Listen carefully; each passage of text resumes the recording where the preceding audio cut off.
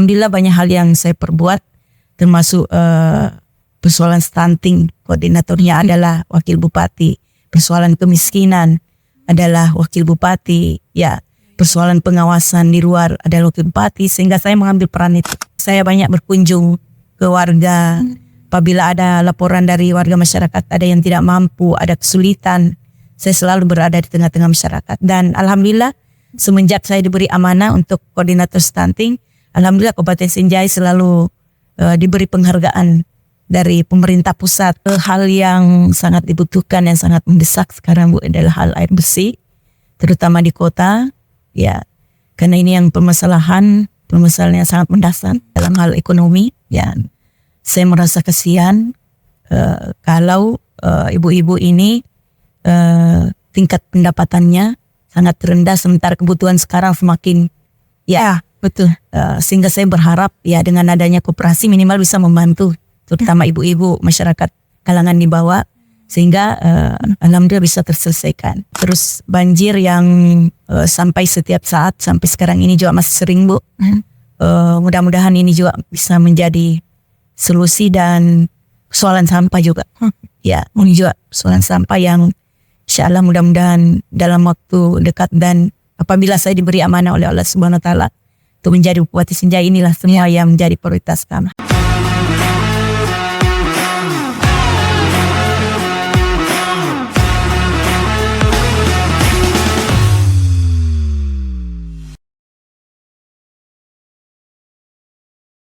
Assalamualaikum warahmatullahi wabarakatuh. Sahabat UKI, saya Anita Amir. Kita berjumpa lagi di catatan jurnalis Sukriansah. Kali ini kita menghadirkan tokoh tamu, seorang tokoh perempuan tangguh. Beliau juga memiliki kisah hidup perjalanan yang inspiratif dan bisa menjadi bahan perenungan bagi kita. Beliau juga seorang tokoh penting di kancah politik di Kabupaten Sinjai, dan nama beliau digadang-gadang disebut sebagai salah satu tokoh paling kuat untuk menjadi kandidat Bupati Sinjai 2024. Kenapa saya sebut beliau tangguh? Karena selama 2 periode, sejak 2009 hingga 2018 beliau menjadi wakil ketua DPRD Kabupaten Sinjai. Lalu pada tahun 2018 beliau bergerak maju dari legislatif menjadi eksekutif. Beliau menjadi wakil Bupati Sinjai periode 2018-2023. Nah, sekarang beliau menjabat sebagai Ketua DPD Partai Golkar, ya Bu ya, 2021. Ini dia tamu istimewa kita. Kita sapa Ibu Haja Andi Kartini Otong. Assalamualaikum warahmatullahi wabarakatuh. Waalaikumsalam warahmatullahi wabarakatuh. Bu, terima kasih banyak sudah hadir di podcast kami di catatan jurnalis Sukriansah. Saya juga mengucapkan terima kasih banyak Bu. Baik Bu, terima kasih. Bu, sebagai awal mungkin Ibu bisa ceritakan kepada saya, kepada sahabat UKI, bagaimana kisah Ibu ketika kecil, bagaimana Ibu bertumbuh di dalam keluarga, lalu kemudian sampai ada di posisi sekarang ini. Silakan Bu. Ya, terima kasih Bu Anita. Ya, mungkin saya bercerita sedikit terkait dengan pengalaman hidup. Ya, iya Ibu. Ya. Sewaktu kecil, kata orang tua, kata rekan-rekan sahabat dan termasuk orang-orang terdekat, katanya saya sewaktu kecil pemalu. Ya, kalau ada tamu katanya kadang sembunyi. Ya, kata orang tua kami. Tapi seiring dengan pertumbuhan di mana lingkungan kami, orang tua kami yang mengasuh selalu memberikan semangat dan dunia pendidikan yang paling utama, sehingga saya masuklah di sekolah mulai dari TK, SD, SMP dan SMA, dan alhamdulillah di desa kami itu dari SD sampai SMP. Kalau itu di Sinjai Tengah, Desa Sau Tengah, Manimpahoi, Kecamatan Sinjai Tengah. Jadi asli memang orang Sinjai Ya, asli Bu, orang Sinjai. Jadi sejak masuk SD, karena dasar kami katanya pemalu, akhirnya masuk sekolah, malah kami aktif di sekolah. Ya, sampai guru-guru setiap ada event, kegiatan dan lain-lain selalu diikutkan. Mulailah mungkin di situ saya termotivasi untuk aktif terus. Ada kegiatan-kegiatan sekolah saya selalu tampil. Dan alhamdulillah itu yang membuat mungkin motivasi itu sehingga tidak lagi pemalu tapi aktif di sekolah. Itu peran siapa Bu? Ibu? Peran ibu dan bapak. Ya. Dua-duanya. Kalau di rumah ibu yang paling mendominasi, tapi kalau sudah di luar lingkungan sekolah kadang bapak yang memberi semangat, spirit. Bapak dulu kerja di mana Bu? Orang bapak seorang kepala desa yang kurang lebih 30 tahun berkiprah. Jadi seorang kepala desa dan 30 tahun. Iya, 30 tahun Bu. Ya. Luar biasa ya Bu kalau. Ya. Dan itulah mungkin yang membuat pribadi saya ini yang selalu melihat kesehariannya dan selalu ikut dekat sama beliau. Hanya mungkin memotivasi untuk bagaimana saya ikut berpolitik. Ya. Oke. Jadi semenjak TK, SD kami aktif. Terbentuk ya Bu ya? Ya, terbentuk dengan lingkungan dan peran guru juga sangat berarti buat saya, sangat berkesan. Dan itulah yang membuat saya karena keaktifan itu dan menjadi anak yang berprestasi di sekolah. Ya. Ibu, kalau tidak salah Ibu ketika berkuliah di Unhas ya Bu ya, di Fakultas Pertanian, jurusan apa? Ekonomi Sosial. Ya. Katanya Ibu sempat menjadi asisten dosen pada saat waktu. Ya. Saya datang siswa itu ya Bu. Ya. Ada cerita tentang itu Bu. Ya. Gimana Ibu jadi asisten dosen? Apa memang ada rencana pengen jadi dosen saat? Ya.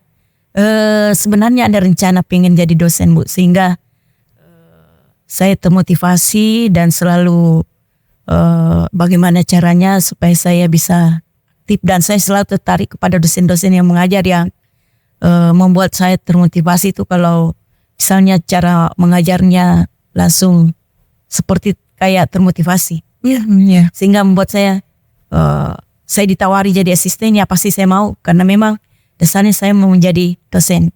Ya. Pengen apa namanya membagi ilmu ya Bu, Ya. sharing ilmu kepada mahasiswa. Dan memang saya selalu termotivasi Bu kalau ada dosen-dosen yang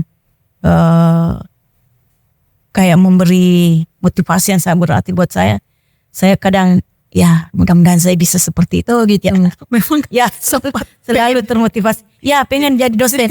Lalu Ibu kapan kemudian Ibu mulai tertarik masuk ke dunia politik dan apa yang mendorong Ibu untuk berada di jalur ini? Ya.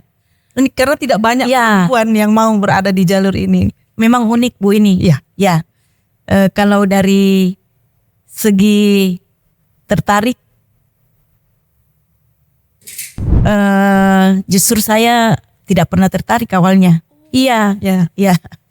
Saya malah cita-cita menjadi dosen, terus karena setelah perjalanan kami belum selesai, sudah menikah. Ya.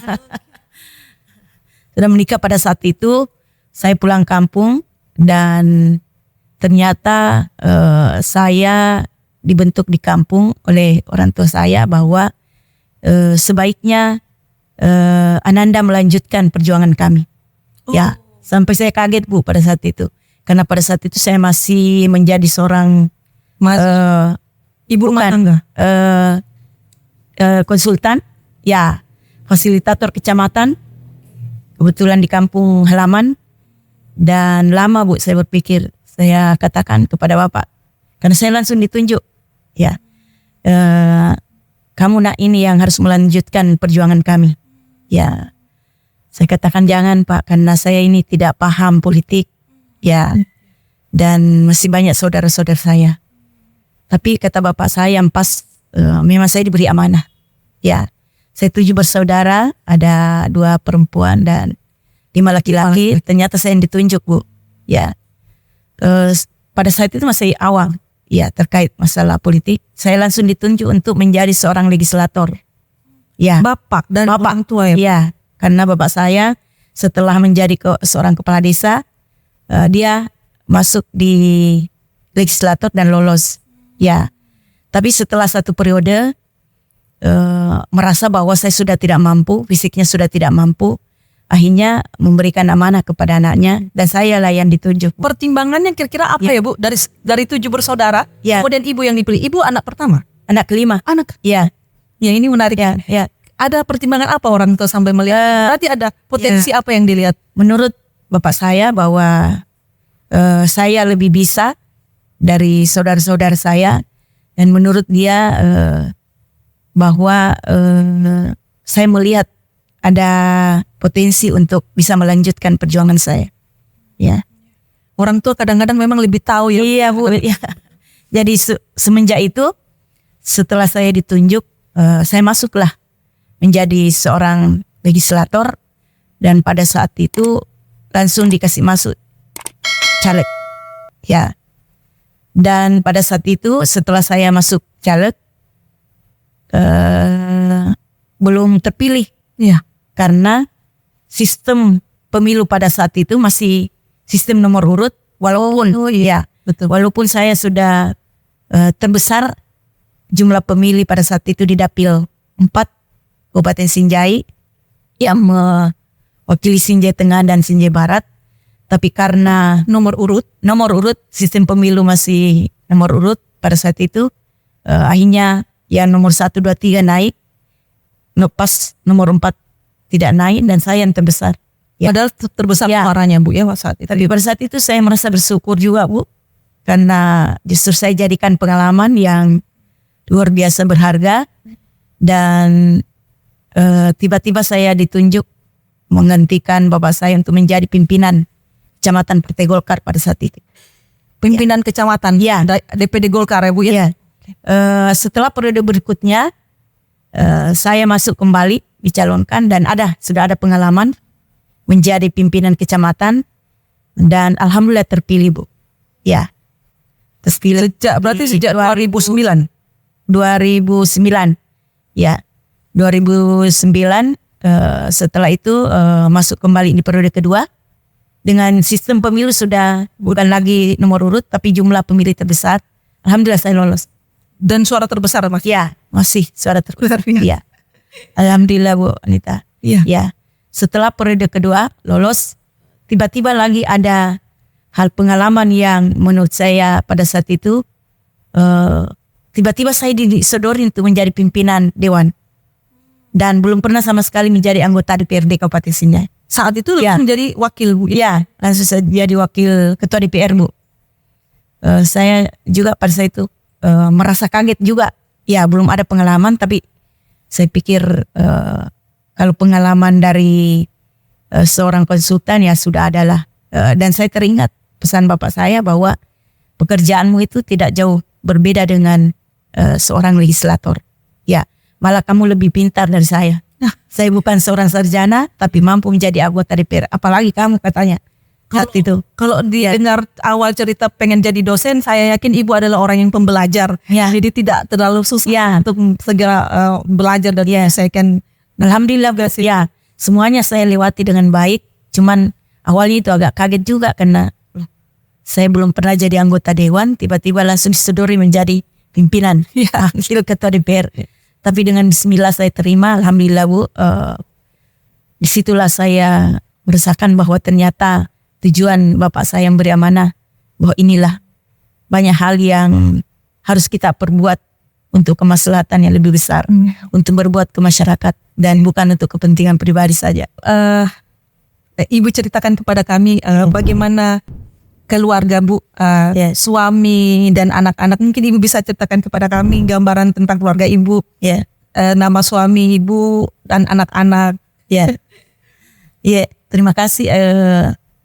Suami saya itu Insinyur Andi Amar MSc, seorang konsultan Bu. Kami mempunyai 5 orang anak dan alhamdulillah anak pertama kami itu mengikuti jejak bapaknya. Dari teknik sipil juga seorang konsultan dan alhamdulillah sudah bekerja sebagai seorang konsultan dan alhamdulillah sekarang ditempatkan di Kalimantan. Ya. Yang selanjutnya yang kedua ada anak kembar saya. Gitu. Ya. Alhamdulillah sudah selesai S1-nya juga dan S2-nya sekarang sementara penyelesaian. Kembar laki-laki perempuan? Perempuan. Oh, 2 Iya, ya. Yang satunya ikut sama kakaknya di Kalimantan sudah kerja juga dan yang satunya ada di Makassar. Ya, kebetulan dia di Kementerian PU. Ya, PU. Dan yang keempat laki-laki. Jadi hanya satu laki-laki Bu ini. Ya, Gitu, yang ini yang terakhir. ya. Dia juga sementara kerja di BPJS Kesehatan di Jakarta dan terakhir si bungsu ini kuliah di Unismo Fakultas Kedokteran sementara juga sudah semester 7. Jadi hampir mentas semua ya Bu, sudah 4 yang mentas ya Bu ya. Luar biasa. Terus bagaimana Ibu membagi waktu antara karir politik Ibu dengan keluarga yang di awal-awal pasti pada saat mulai 2009 itu kan pasti anak-anak masih kecil ya Bu ya? Iya, kecil. Bagaimana Ibu membagi waktu, baru tugas Ibu sebagai wakil ketua DPRD mungkin juga lebih banyak ya Bu ya? Ya, alhamdulillah Bu, justru sebelum jadi anggota DPRD saya seorang konsultan. Sebelum menjadi seorang konsultan memang saya gelisah. Ya, pada saat itu saya di rumah dan sering merasa sakit kepala, mungkin karena saya merasa bahwa saya harus tidak bisa hanya di rumah saja. Saya merasakan bahwa kalau hanya di rumah saja mungkin penuh keterbatasan, selain mengurus keluarga, tentu banyak hal yang membuat saya bahwa disiplin ilmu saya harus aplikasikan dan ternyata saya diuji juga sama Tuhan. Pada saat anak pertama memang saya merasakan belum bisa Bu. Ya. Lahir anak kedua si kembar, justru si kembar ini sudah merasa saya sudah gelisah bahwa saya harus bekerja juga ini. Ya, saya merasakan justru insyaallah saya selalu mempertimbangkan dan berdoa kepada Yang Maha Kuasa agar mampu memanage waktu saya. Selain untuk kepentingan keluarga tentu harus ada nilai manfaat yang lebih besar lagi. Ternyata saya diuji pada saat itu, alhamdulillah Bu, saya merasakan bahwa setelah lahir si kembar ada penerimaan jadi seorang konsultan, jadi fasilitator kecamatan pada saat itu. Saya minta izin sama suami. Suami juga mungkin merasa kasihan juga kalau karena sering sakit Bu, sakit kepala pada saat itu. Pas saya sudah diterima, saya izin sama suami, coba saja. Kalau memang kamu mampu memanage ini keluarga dan kepentingan kerja, alhamdulillah diizinkan. Dan alhamdulillah lolos pada saat itu Bu. Ya, setelah saya kerja ternyata saya alhamdulillah semakin diuji sama Tuhan bagaimana memanage kepentingan keluarga dan kepentingan kerja. Dan ternyata bisa, karena seorang konsultan itu kita bisa atur. Ya, Waktunya. ya. Jadi saya mencari waktu-waktu yang maksudnya yang bagaimana menyelesaikan pekerjaan di rumah dan mengurus anak, suami dan membagi kerja untuk Karir. ya. Alhamdulillah ternyata saya merasakan bisa Bu. Ya, sehingga terlepas dari itu saya lolos dari situ, dari anak kembar dan berhasil satu periode jadi konsultan. Dan alhamdulillah selanjutnya saya merasakan bahwa ya Allah ternyata saya bisa dan saya mampu dan alhamdulillah sehat Bu. Ya. Hilang sakit kepala. Ternyata memang harus bekerja di luar. Saya merasakan itu Bu. Lalu Bu, keluarga ketika selain izin dari suami, bagaimana anak-anak memberi izin sama ibu? Ya. Mereka tidak ada, pernahkah ada kejadian mereka komplain misalnya sama ibu karena harus membagi kerja dengan? Alhamdulillah anak-anak saya Bu karena sudah para dewasa dan sewaktu kecil juga karena saya merasa waktu momen-momen tepat saya berada di sampingnya. Ya. Pada saat waktu mereka masih golden age istilahnya ya. Saya memang full Bu pada saat itu. Umur yang betul-betul membutuhkan pendampingan dan alhamdulillah saya hadir di sampingnya dan alhamdulillah dia memahami sampai sekarang ini. Ya, sampai sekarang ini saya juga merasakan bahwa saya kadang berdiskusi bahwa ini saya di politik, bagaimana anak-anakku menghadapi tantangan yang di luar sana, ya mungkin banyak pembulian, banyak yang negatif-negatif. Ternyata anak-anak saya memahami juga, Bu. Ternyata lebih paham lagi di dunia luar, dan ternyata bahwa dunianya mama memang di situ. Dan untuk pengabdian yang lebih besar ya harus menerima. Ya. Jadi mereka mensupport ya? Support, Bu. Alhamdulillah sampai sekarang luar biasa support anaknya saya. Luar biasa. Bu, adakah keluarga Batik atau keluarga dalam yang terdekat selain ibu yang menjadi orang politis sih? Selain ibu di dalam keluarga ada lagi nggak? Saya sendiri. Ya, sendiri aja. Oh gitu ya Bu ya. Oke. Itu tadi juga ya sudah keluarga. Ya. Bagaimana diskusinya tentang Ya. kerjaan ibu dengan Ya. waktu ibu di keluarga itu juga sering didiskusikan dengan keluarga ya Bu ya. Oke. Sekarang ini tentang kita masuk sedikit tentang politik nih Bu.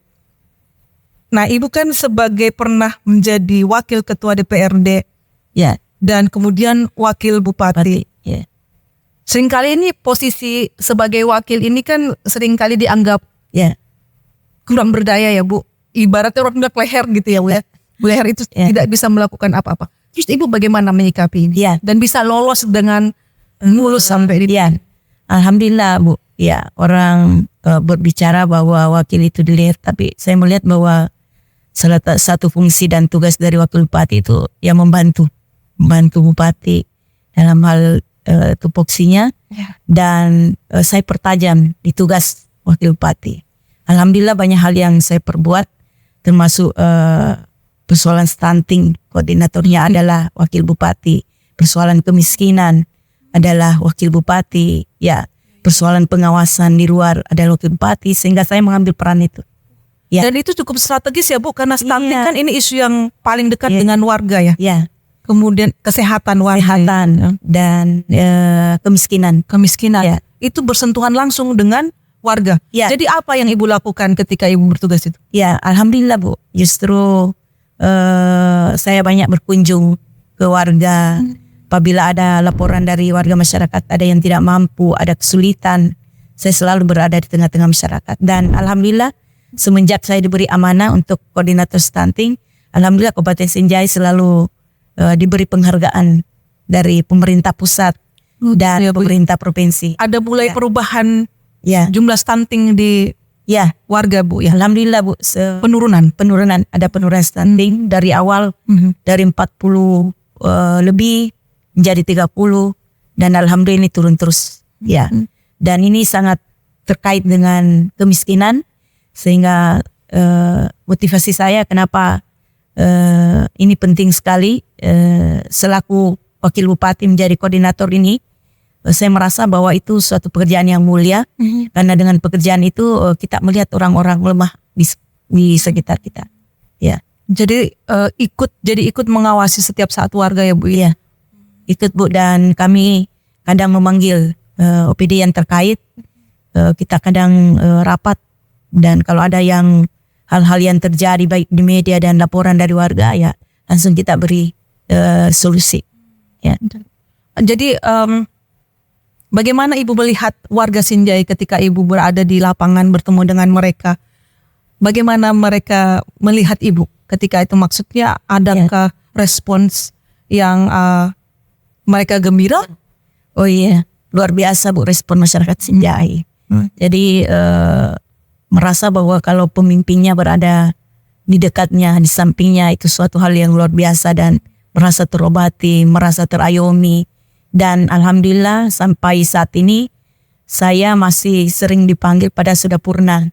Dia merasa masih memanggil saya Bu. Oh, masih dipanggilin Bu Wawun ya Bu ya. Ya, jadi saya juga merasa senang Bu, karena merasa bahwa saya dibutuhkan, dan alhamdulillah merasa bahwa masyarakat Sinjai kalau ada laporan, ada permasalahan, merasa cepat ada yang menyelesaikan.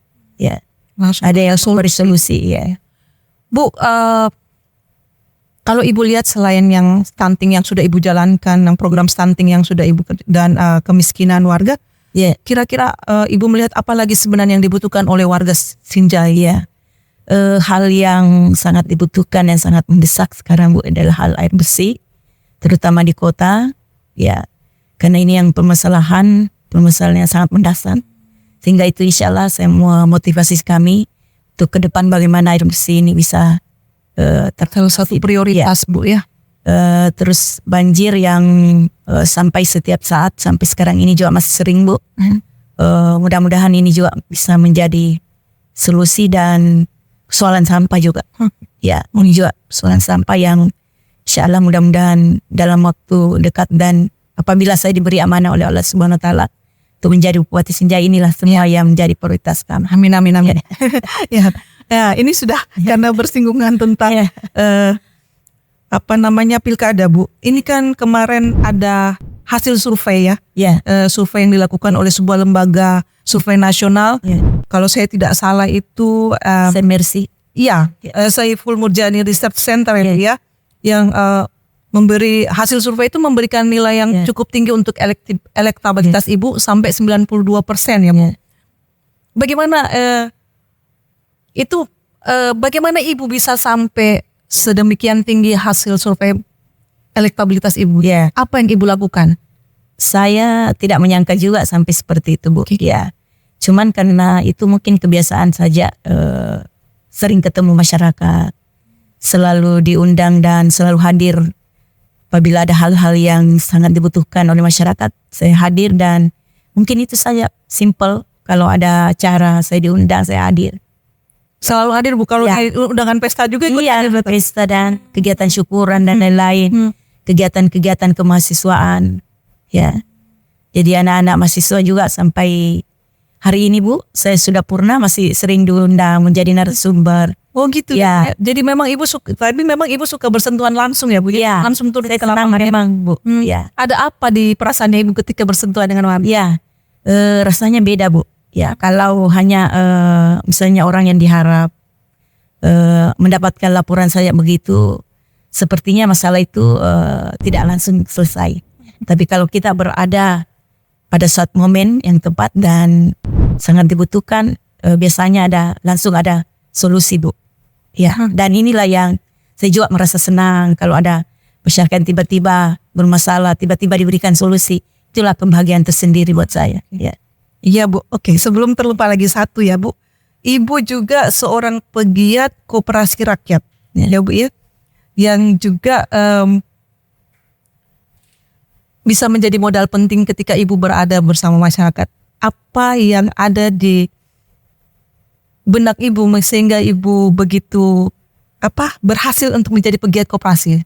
Ya, ya alhamdulillah Bu, tentu saya melihat bahwa hal yang terutama ibu-ibu ini ya dalam hal ekonomi, ya saya merasa kasihan kalau ibu-ibu ini tingkat pendapatannya sangat rendah sementara kebutuhan sekarang semakin betul. Sehingga saya berharap ya dengan adanya koperasi minimal bisa membantu terutama ibu-ibu masyarakat kalangan di bawah sehingga alhamdulillah bisa terselesaikan. Apabila misalnya anak-anaknya mau sekolah tiba-tiba membutuhkan perongkosan yang besar, tentu dengan hadirnya koperasi bisa. Sampai sekarang Bu masih berjalan sih. Oh, boleh tahu Bu ada berapa koperasi yang sudah Ibu bina? Iya. Sekarang ini tinggal koperasi keluarga Bu. Iya. Tapi masih tetap aktif ya Bu Masih, ya? ya. Oh gitu. Iya. Warga juga merespon bagus ya Bu? Iya. Oke. Terus Ibu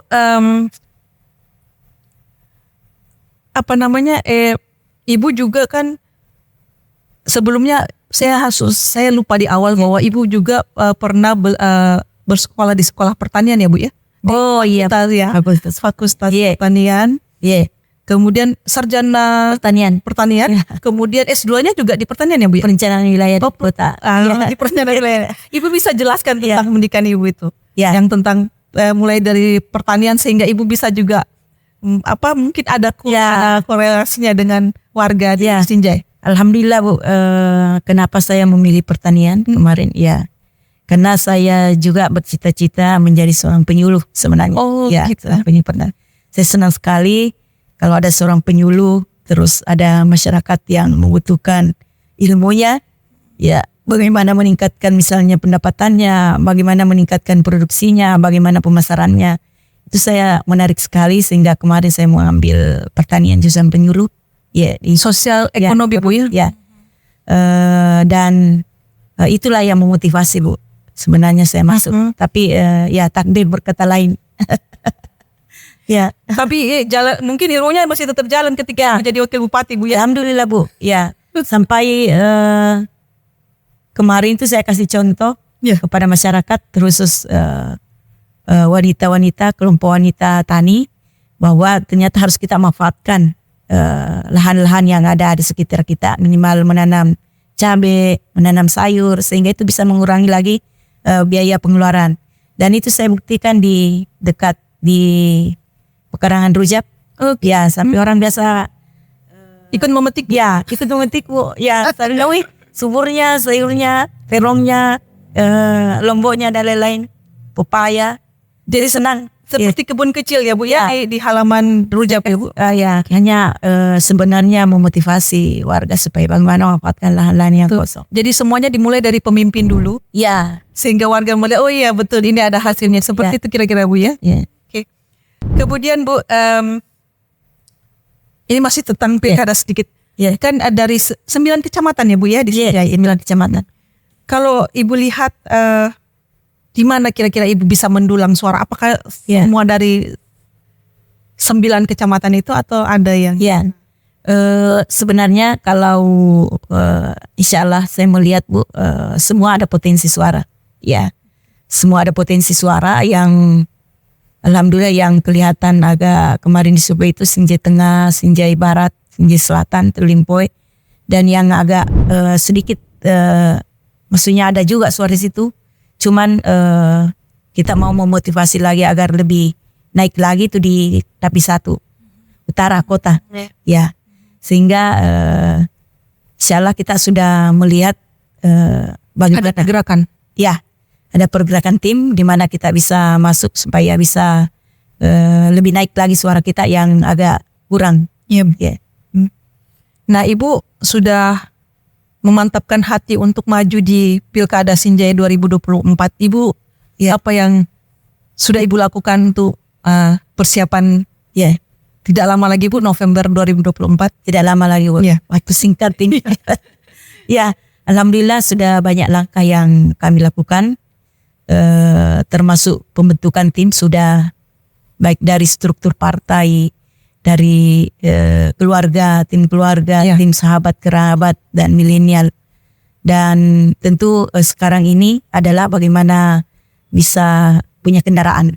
Ya, tentu yang pertama adalah karena saya optimis di Partai Golkar ada 4 kursi.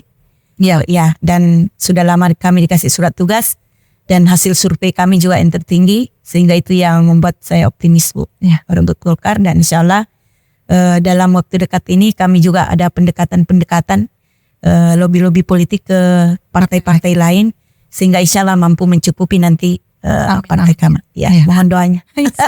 Amin. Ya. Apa sebenarnya harapan dan cita-cita Ibu ketika Ibu maju untuk menjadi kepala daerah di Sinjai?